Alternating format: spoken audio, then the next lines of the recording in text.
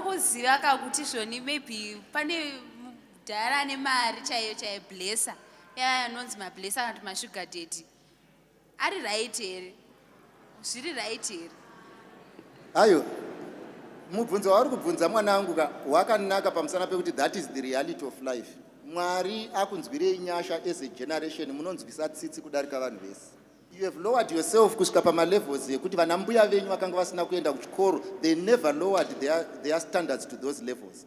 And I pity you. I wish universities were built during the time of Chaka than in your period. Pamusana pekuti izo education has failed to change you. And you are no longer thinking straight.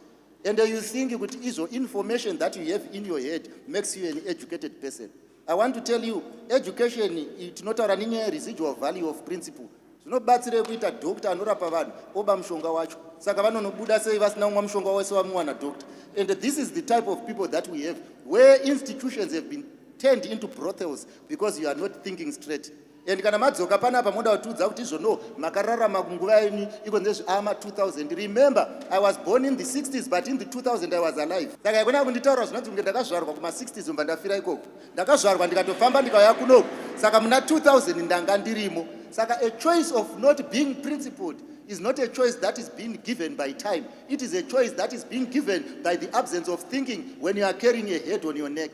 Misoro iyi are not for decorations. Misoro ima, they must be used. Zvimwe kuramba wokuti izo no.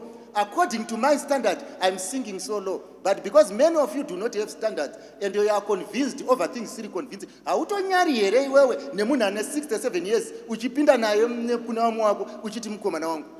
And age doesn't matter when it comes to love.